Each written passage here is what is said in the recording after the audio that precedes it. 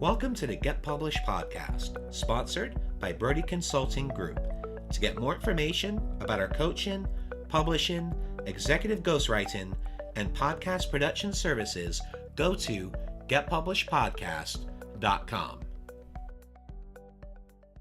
Hello, I am Paul Brodie, and thank you for joining us for another episode of the Get Published podcast, where we help authors get published with a proven system that works. Today, we're being joined by Dave Mendonca, author of Get Booked, Attract More Clients and Boost Your Brand Through Business Podcast Guest Appearances. Dave, welcome to the show.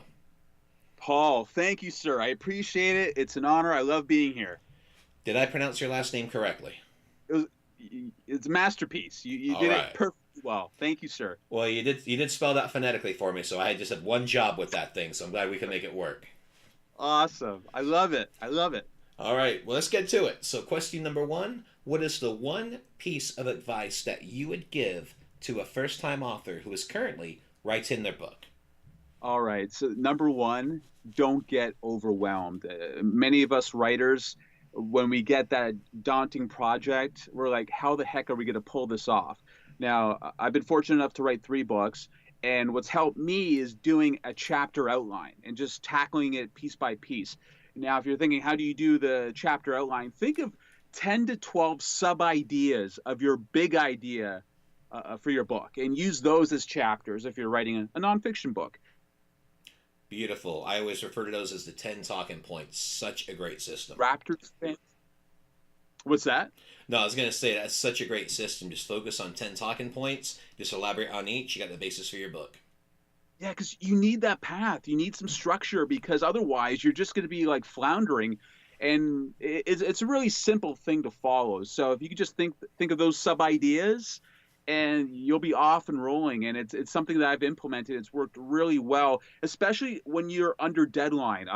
I was fortunate enough to work with a Chicago-based traditional sports publishing house called Triumph.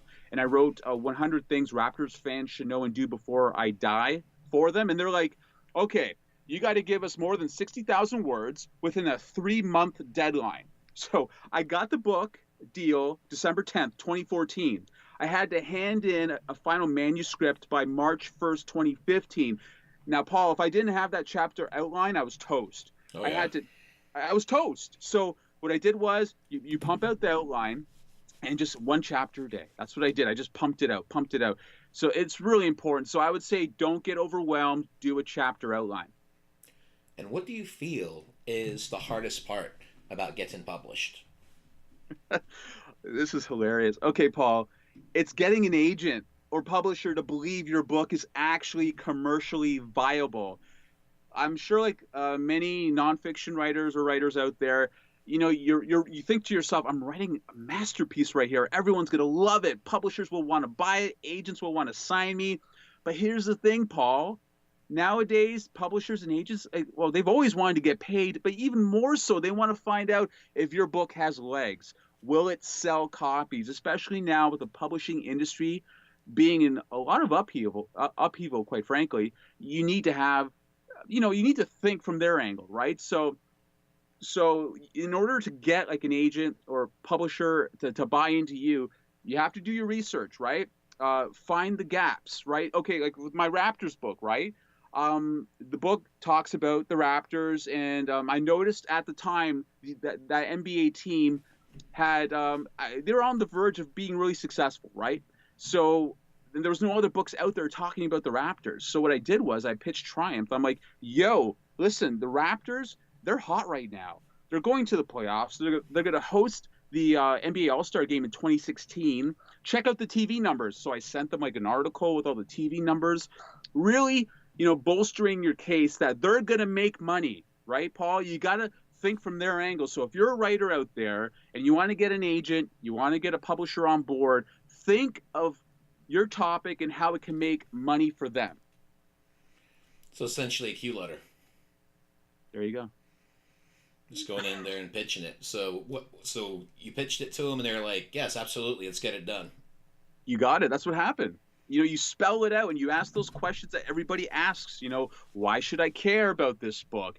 What market does it serve? All those things. But again, it's about money. Like Paul, I listen. Writers, we're creative. We think it's the writing is going to stand on its own, but at the end of the day, unfortunately, especially now, you got to think, how it's going to make money for publishers and agents, and then maybe, you'll get a publisher, you'll get an agent.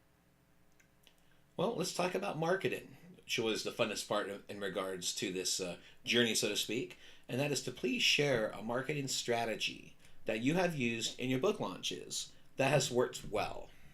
Right. Well, for me, fortunately, I come from a media background. I used to be a TV sports reporter up here in Canada, and I do podcast work and whatnot, writing. So I'm very familiar with the traditional media scene as well as podcasting. So I use those outlets to promote my stuff. Now, if you're a writer out there and you've never pitched the media and whatnot, it really all it takes is a simple email to typically, if you're looking at like a news organization, to like an editorial assistant or assignment editor. I would say assignment editor of like a news program or whatever's relevant to your niche, whatever program is. You email the assignment editor or producer, and if you're wondering how to get a hold of that kind of information, you would type into, like, say, Google, right?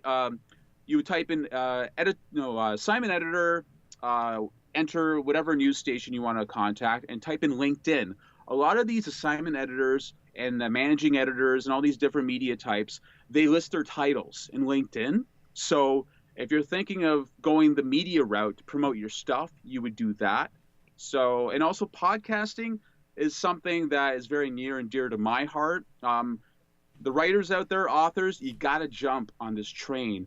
I don't know how many of you are very familiar with how powerful this medium can be, but when you're a guest on somebody's podcast, you're basically leveraging the trust that host has created with his audience. So if you're relevant to that host and that show, and that audience likes the host, and you get on that podcast and you're providing valuable content, they're going to know, like, and trust you, and then they'll want to check out your book. So I would definitely go, at least that's what worked out for me, is I did some traditional media, but definitely hop on the podcast train. When you brought up a great point, because there are people that reach out to be on podcasts, and it's probably one of the best long-term opportunities to keep your book sales going. So not necessarily just for your launch, but 2 to 3 months to even a year down the line. I've had guests on the show that have done 100, even 200 podcasts in a year, because yes, is it sweat equity? Absolutely. But it doesn't cost you anything. The only thing it costs you is time. That's your only opportunity cost, is time and preparation to be on that interview. And it's just a great opportunity to get your name out there, to keep the momentum going for your book, and also to help build your brand. It's evergreen content. And guys, when you're on podcasts, be of value, okay? Don't go on a podcast and just be an infomercial.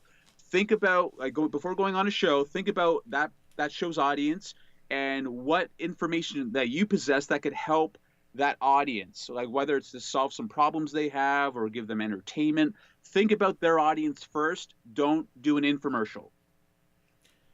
Well, one of the things I'd like to take a little deeper dive into is with what you do. So I know one of the main things that you do, and you talked about this with your book as well, is to help people get booked. So what are some of the other strategies? I know you mentioned doing Google search for assignment editors and producers and enter in specific channel information, but what are some other strategies people can do to help themselves get booked with not only podcasts, but also with local and even national media? Well, you got to be really clear on who you're after. Like, who is your audience? That dictates what podcasts you're going to reach out to and what traditional media you're going to reach out to. So I would say step one, figure that out. Once you figure that out, then you're going to figure out, where do my people consume content? Are they on podcasts? Do they listen to podcasts? Do they watch TV? Whatever, right? And how do you get that information? Go on social media, like go into like Twitter and maybe like a hashtag. Say you have say you have a cooking book, right? Hashtag cooking podcasts, and see what people are saying. Really, like, Twitter is such a cool tool to have to find what people are talking about, because there's conversations happening all the time. So I would definitely go that route as well. Is just you figure out clearly who you're after, where they consume content, and then once you find out those destinations, say if it's media, you want to reach out by say if you don't have an email address, like I know I gave you the LinkedIn strategy there. If you don't have an email address, here's the thing: some of these media outlets, they have press releases, online press releases, right? So what you do is you scroll down that online press release, and normally there is like an email from like their PR person, right? And that's a person you could reach out to about potentially being on a media outlet. Or if you want as well, like I mentioned earlier, you could use that format that you see, that email format on the press release. And if you do some more Google searching for like particular names at that media outlet, like producers, assignment editors, you could just plunk that name into that email format. As well, I have a tool for you, Paul, that you and your listeners can also use if you're trying to figure out if an email is a good one or not. It's called mailtester.com, mailtester.com. And I believe that's with an E at the end. So what you do is you could just try a whole bunch of different formats of emails to figure out if you got the right one. So you could go like, Paul_Brodie at me.com, Paul.Brodie at me.com, so on and so forth. And then you'll figure out, or you'll find, it'll tell you, if that email is good or not. So when you're ready to do the pitch, you again, going in, you have to figure out what value do you bring to that particular media outlet. Okay. Do you have any freebies? Can you give away a few free books, to that media outlet so they could give those books to that audience? As well, what notable achievements do you have? Are you a New York Times bestseller? Who have you worked with? Have you worked with celebrities? Stuff like that. Because if you're coming out of the blue, totally cold, and you're nobody, having some sort of credibility points definitely helps you when you're, sending a pitch email or you're making a phone call, that kind of thing. Excellent. Well, I want to thank you for sharing that. And you said that site was mailtest.com or mailtester.com? Mailtester.com. Got it. Yeah, it's really handy, Paul. Well, and I love that strategy too about going to the press releases, because every press release is always contact information at the bottom. So that's just a great way to research, because pretty much these days, all press releases are essentially online anyway. You got it. Exactly. And it's right there for you. You just got to do a little work, Paul. If you want this, Paul, you got to do the work. That's right. Sweat equity, right? You got it. Excellent. Well, let's talk about your favorite book. So what is your favorite book, and what was the number one thing that you learned from it? Wow. See, this is a tough one. Well, a book I really enjoyed, 4-Hour Workweek, Tim Ferriss. I first read it at a very low financial point in my life. And it was a book, that gave me hope, because I know before reading that book, society feeds you this, 9 to 5, you got to go to the cubicle kind of narrative, right? And you're like, oh God, I gotta do this forever. So when I read that book and read all of Tim's strategies about escaping the 9 to 5, and how if you could find a profitable niche and you could create valuable content that helps a specific audience by solving its problems, you can make a living doing what you enjoy and make that living without having to do a 9 to 5 job. So I just loved that idea of having that freedom and flexibility, because the option of doing a 9 to 5 forever, it just gave me the heebie-jeebies.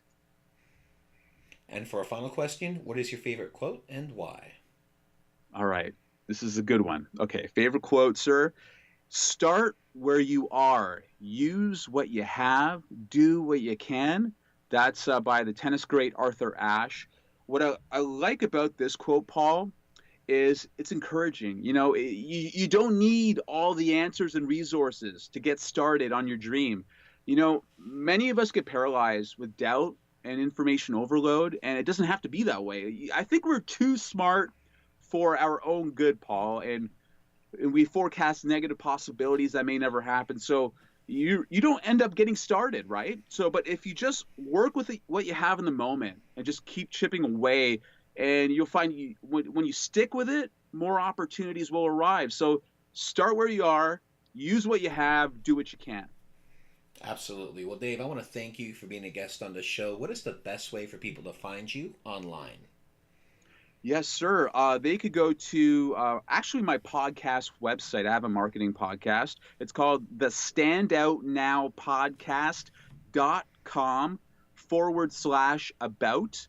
I'm also on LinkedIn, Twitter, Facebook, and Instagram. Well, Dave, thank you once again for being on the show, and I wish you all the best in your author journey ahead. Thanks, Paul. Thanks again for joining us today. To learn more about how you can be featured in our brand new Get Published business book, go to getpublishedpodcast.com.